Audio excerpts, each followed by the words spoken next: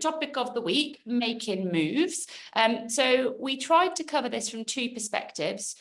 One, people that might be thinking about making a move, and one for people that have a specific move in mind. And what our intention was to sort of come up with some useful prompts that can help you sort of move forward, but move forward in an effective way. So with a bit of consideration, maybe a bit more data for your development, reduce the risk maybe of making some moves. So let's just do a little bit of a squiggly sense check on where we are at as a community. Let's start question number one. We're going to do the blobs again, everybody, so stars on screen. Are you currently thinking about making a move? Green blob, red blob.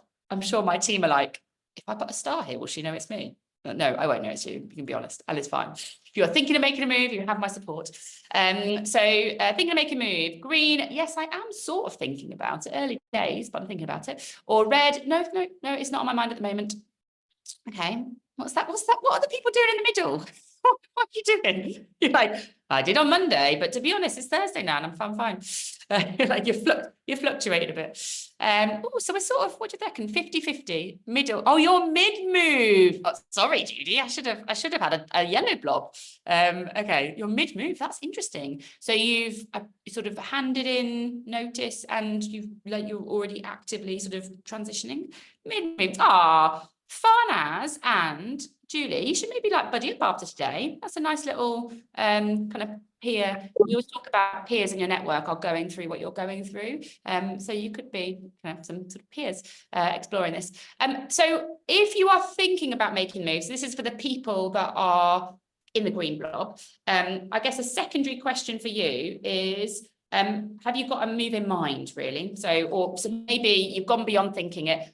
Mid-movers, this is probably for you as well. Like you're like, I know that that's a job. I'm not just sort of randomly thinking I might want to do something different. I also know what different looks like. Like I know the role, I know the company, I know the position, I can already see what I want to be doing.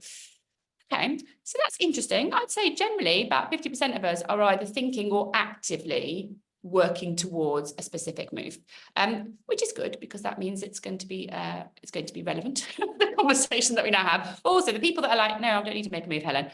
Hopefully this is some stuff you can help other people with, because I'm sure, just based on the odds of people here, probably half the people that you are connected to are in one of these two places.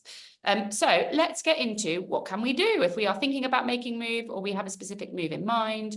What helpful actions could we take? Let's just talk a little bit about people that are thinking about making a move. What sort of questions have you got in your head at the moment? So you're thinking about making a move. I don't want to make assumptions about what you might be thinking. Ah, that's nice, V. Head into chat for me. What kind of questions have you got in your mind? What's sort of the difference, I suppose, between you're thinking about it and then you've got this specific move in mind, you're actively exploring things. Is it the right time? Really good question. Is it the right time? Who knows when the right time is? Will I still have a good work-life balance? Interesting. So kind of, do I get the balance that I need? What else? What else have we got? We've got a move in mind. Will I still enjoy it? Yeah. What if I make the move and I don't enjoy it? Oh, will I be good at it? Yeah. Good at it. What else? What else could I do? Yeah, kind of like the what else. Sort of like by moving forward, what are you missing out on? Sometimes that can kind of be a bit of a, sometimes it can get you stuck in a situation. What if it goes wrong? Yeah, bad move. Actually, we asked a lot of people on the pod, well, we asked everyone that was listening, get in touch with us if you would like us to do a podcast on what do you do if a move goes wrong. And I've had a lot of messages from people who were like, do that podcast, please. So it was interesting. So we're going to do it in September, partly because we didn't think it was the right one to do before the sprint. We were like, oh, it's not kind of got like excited pre-sprint energy. So instead, we're recording today how to be resourceful. So that's the one that's going to come before the sprint. And then we'll do what to do when a move goes wrong in September. What if I don't succeed? Yeah, thanks, Karen. I know the moves I want to make, but find it a challenge to get any traction. So kind of that momentum, Kavita, I get it. Will the team be LGBT friendly? So is it going to be, I guess, a place where I can be me? kind of important for that context of psychological safety. So I guess the point here is there's quite a lot when you are thinking about making a move. I think it can be, it's kind of messy, right? Moves are messy, particularly at this stage, I think, because before you've got a move in mind, that often gives you something to focus on, and you can get kind of quite specific about the action you take when you've got a move in mind. But when you're thinking about making a move, I think it's just quite messy because of all these thoughts, like, is it the right time? Is it the right role? Am I going to be good at it? What if it's a bad move? And I don't necessarily think the mess helps us move forward. So the actions that I'm going to share with you are, I guess, about creating a little bit of clarity about what a good move could be for you, and giving you a bit more confidence to go and explore that. So let's just think about these actions and exercises as sort of the clarity and the confidence. That's the point of what we're going to talk about now. So the first one, Will, I think this is linked to your sort of point around kind of the question you raised earlier. I'm just going to get rid of some random stars that have appeared. The reason I've drawn a house on the screen is, I don't know if anyone else has done this, but you know when you're looking like for a new home, do you ever have like your home wish list? Like I always think about this as your kind of your move makers and your move breakers. So I would be like, okay, for me, I've got 2 children, so they have like proximity to a school that I want them to go to is part of like that has to be part of a move for me. That's kind of one of my move makers, would be sort of something to do with schools, because that's just where I am at the moment in my life. Other things would probably be a nice garden. I find that I'm actually rubbish at gardening, but I like sitting in a garden. I find it quite relaxing. So like a nice garden near a school, an office, because I work from a lot of my Squiggly stuff I do from home. So I need a space that is quiet, that can be like my Squiggly studio. So these would be like all my kind of, this is what makes a good move for me. And then they'd probably be like move breakers. I don't like all the things, we're all fussy about homes. And I think what's really useful when you've got kind of your list of this is when you're looking at places, I think it stops you being distracted by the shiny stuff. Like, oh my gosh, the wallpaper in the bathroom was amazing. You've forgotten the entire list of things that are really important to you, because you're just like, I've never seen such like lovely brass knobs. Like, I think that house is the one for me. So I think having a list like this helps you to be a little bit more critical about what you might want to do. And I think it also helps you to be a bit more considered about what you're compromising, because just because you've got a list when you're looking at and thinking about a new role, just because you've got your list of move makers and move breakers doesn't actually mean you're going to be able to tick everything off. Like, a quest for perfection is probably going to get in the way of our progress, everybody. So we're not looking for like the perfect move that ticks everything. But what I do think you want to think about is, what am I compromising? So I might say, do you know what? Because it's so good, because it's so close to that school, then I will accept that it's got a smaller garden.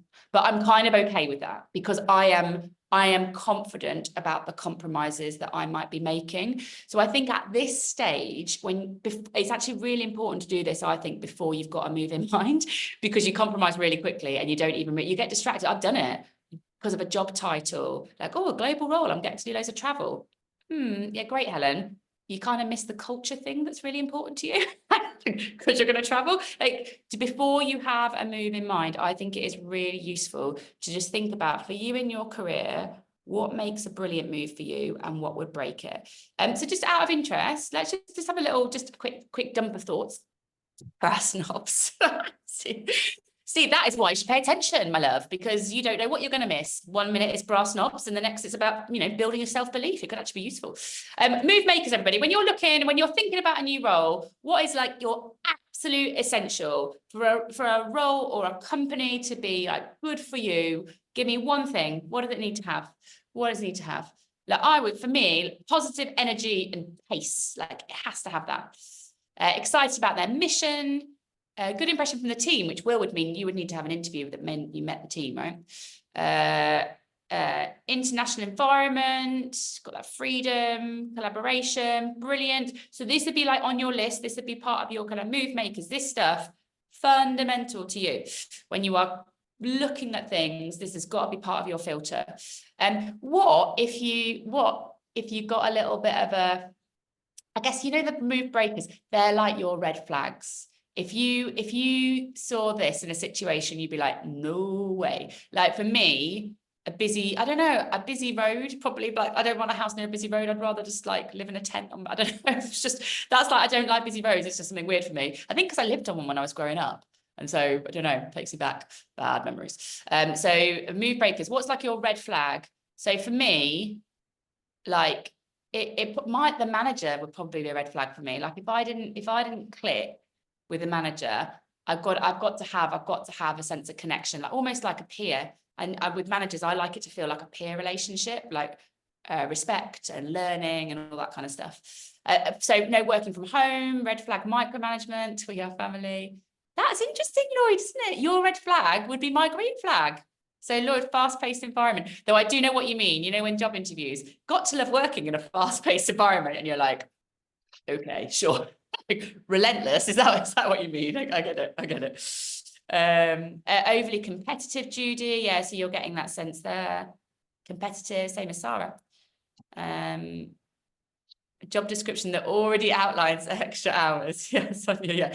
I think it is, again, just everyone's list is really personal. But I think the point that I want to make with this is you get distracted really easily, sometimes by superficial stuff. So having this list in mind is really important. Do you know, just one final point on this, I actually think this list is quite useful when you are in a role as well. So just to go back to the house analogy, this is very real for me. You know, when you move into a house and then you forget all the stuff that you didn't like you forget the creaky door, you forget the fact that the ceiling's got one of my ceilings got all those lines on it. I'm like, I should really get rid of that. And you forget it all because you start like, you know, living in the home, doing the job. I think actually sometimes it's quite useful to refer back to this list and think, what have I accepted? And what can I change? Even like, you know, even within the role that you are in, this was the stuff that was fundamental to you. And sometimes you forget it when you get so busy. And it might be a balance. It might be like, do you know what? Over the last 6 months, I've just let my balance go. And this was one of my breakers. And I've let it go without even realizing it. So it is actually quite a useful list to come back to, I think, whether you're applying it to a house or you're applying it to your career. The house needs to be built well. Tracy, I'm going to leave the house analogy there now. I'm going to come on to visions, bear with for people that don't like vision boards. You know, I talked about clarity and confidence. I think you get to some clarity and confidence about when you're thinking about making a move, when you talk about it with other people. Now, at this stage, because we've not got a move in mind, we can't necessarily go to somebody, this is a job I would like to do. What would you think? Because we haven't got a move in mind. We just know that we might want to make a move. So I think at this point, it's quite useful to pull together some sort of elements of what the move might be. You know, like without kind of fixing yourself to a role, be like, I'm thinking about making a move. These are some of the things that I might like that to look like. You know, what do you think? Where would you suggest I learn a bit more? Who do you think I could talk to? You know, all the good things that you would talk about in a curious conversation. So, for example, I'm not thinking about making a move. I think I'm probably thinking more about how we move Amazing If forward, and then I kind of move with that, I suppose. Because it's, you know, I'm part of the company. So in answer to the question, if I'm thinking about making a move, but I'm not sure what that move would be, I just dumped some of these things down. I was like, okay, well, wherever we move the company, these are some of the things that I'm quite interested in. So, for example, I really admire, I don't know if any of you know, but I really admire Shelley Zallis, who is the founder of the Female Quotient, which is a really interesting organisation that empowers women. But what I love about them, as well as Shelley's really inspiring. She's like a real trailblazer for women. Like, please follow her if you ever need an inspirational woman to follow. She's great. But I love and admire the influence of the Female Quotient. So what she does, that I'm like, that's the move I might like to make. What she does is she puts the Female Quotient in the most important conversations in the world. So she gets the Female Quotient at Davos, for example. You know, when the G8 are meeting, the Female Quotient will be there somewhere. She has like a lounge, and then people can come to the conversation. And I love the idea that in the most important places where people are talking about work, we could have like a squiggly, you know, like a squiggly thing there. So I'm quite interested in that. I also love, like, you know, like investors in people and best places to work. I kind of think, a move I'd like to make, because I'd love to see squiggly there, you know, like a best place to work. because it had a squiggly stamp. Like, this is a company that supports squiggly careers. Wow, that's interesting. And then I also love, like, you know, Tom's Mission, you know, Tom the shoe company, like One for One. So when you buy a pair of shoes, they provide a pair of shoes to somebody else in a, you know, different part of the world who can't afford the shoes. And that's their funding. And then Peanut by Michelle Kennedy has a funding body. She's a female entrepreneur, and she set up something to help other female entrepreneurs, like a funding. My point is, I can't articulate exactly how the company will move forward and how that's going to affect the moves that I make. But what I can do is say, like, you know, like, these are some of the ingredients that I find interesting. What do you think? What would you suggest? Where do you think I should talk, you know, learn, go, all those sorts of questions. So it helps you get a little bit clearer, and it helps you have some conversations which might, like, help you take the thinking further. Any thoughts on that? My customers have invested in people. I'm still trying to weave squiggly in. I love that, Lloyd. Yeah, I want a squiggly stamp, like, or a squiggly manifesto that companies can sign up to say, like, we support squiggly. One for another day, but you get it, right? You could, I could say that, or I could show you that something already exists here, and it becomes a bit more tangible. So career conversation is really important if you are thinking about making a move. Managers, mentors, colleagues, this sort of thing makes it a bit more tangible. You don't have to know exactly what you want to do in order to have a conversation about what making a move might look like for you. I'm in the interest of time, I'm going to move us on to if you actually do have a move in mind. So this is a bit further. So this is, you know, don't know what this could be. This is, I can see the thing I want to do. Thank you very much. Just give me a sense if you're here, because I think there were probably about, I don't know, 15 or so stars in this box. What kind of worries or questions have you got? So you know the move you want to make, but you haven't made it yet. So what worries or questions, like what's the thing in your head that might stop you from making the move you have in mind? Makes sense? If that's not too much alliteration today. What do you think, everybody? What worries or questions? You can message me privately if that's helpful. So environment and work culture. How to check. Okay, so kind of that fit. So there's back to some, can I actually do this role? Is this going to be a good fit for me? Am I going to like who I'm working with? What if it goes wrong? Interesting, Gabby, about the interview process, if it's going to be draining. Yeah, okay. What's that one? How much extra I have to do in a different country? Okay. So the best thing I think with this, because, you know, if the worries in of themselves are valid because it's how we feel, but they're sort of not that valuable because they're just going round and round and round our head, and it creates a bit of a problem. But what we can do is work with the worries. So we can use these thoughts and questions and turn them into something we can do something with. And the best thing that I've ever seen for that, in fact, I'm going to come on to that in a minute, is fear setting. So this is not our exercise. This is Tim Ferriss's exercise. It's a very good TED talk, actually. I'd recommend it, where he talks about the process of sort of defining your worries, which is exactly what you've done here. Like, so you just get them all out. And then you think about, well, what could I do to prevent the worry? And then if the worry is true, what would I do to repair it? So for example, if I just take one, let's have a look. So let's take, I'm just going for one here. Let's take Charlie's. Our employers open-minded about applicants from different industries. So the worry there is probably that I know what I want to do, but because I do it from a different industry, people won't, they won't let me do the move I want to make. That's the fear in the way. So how could you prevent that fear? I guess, guys share ideas, but I guess you could have a look at who else works for that organization and see what evidence there is of people who've worked in different industries before they've done that role. You could maybe have a chat with a recruiter for the company and say, I'm interested in working, I'm conscious of not being in there as this, just sort of sense check it. You could talk to somebody who has left the organization. I always think you get a good perspective from people that have left organizations. So there's some things that you can do there to sort of data gather. And then the repairing, I guess, would be you thinking, well, if I did apply and they turned me down my experience, what would I do then? You might think, well, I'll look for a role that is in my industry. I will, I don't know, I'll get mentored by somebody who's in the industry I want to work with, so I'm a bit more exposed to it. I would, I don't know, offer my time to work on a project, so I have some actual experience of that area. The point here is the worry in of itself, not that helpful. Working with the worry actually turns it into something that is useful for the move that you might want to make. And I know that might sound a bit simplistic, but it's quite a useful way to kind of use, rather than kind of ruminating on things that might stop you taking action. It actually kind of helps you think it through, be a bit more proactive about what might be worrying you. The one I skipped past here, it goes a little bit back to move makers and breakers, but the point of like what is fixed and what is flexible is imagine you start the job you want to do. So you've got a move in mind and you start the job that you want to do.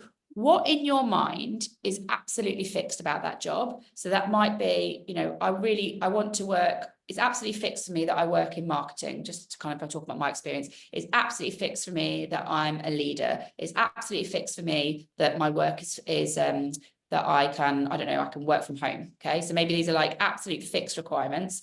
And then what is flexible? So maybe if my manager got a new job during my notice period, that's okay.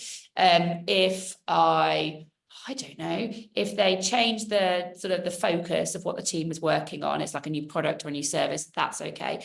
The point of knowing this is just sometimes stuff does change when you start a new job. So I think Sarah moved from Sainsbury's to, so she moved from Barclays to Sainsbury's because of a hiring manager, and then the hiring manager left. So she was going to work for somebody, and then that somebody left. And I went to move for Virgin to do a job. And on my first day, that job changed. And it's just sort of just helping you to just, things will change. I guess that's the point. Things will change. And just think through, what level of change am I comfortable with? It's a bit like move makers and breakers. So, you know, do which one works for you. But it's just sort of acknowledging that we don't really apply for our jobs and do our jobs in some perfectly sterile, static environment. Like, these companies are dynamic and they're changing all the time. And sort of what level of change are you comfortable with? If that manager left, would you still want to do that job? If you didn't have the team working for you, they made you an individual contributor, would you still want to do that job? Like, what is fixed and flexible for you, just so that you kind of know, you know your boundaries a little bit with roles. Right, everybody, we are at time. Is there any way for me to fill in the gaps enough that I would be considered these roles? Good question. I'm going to leave it there, everybody.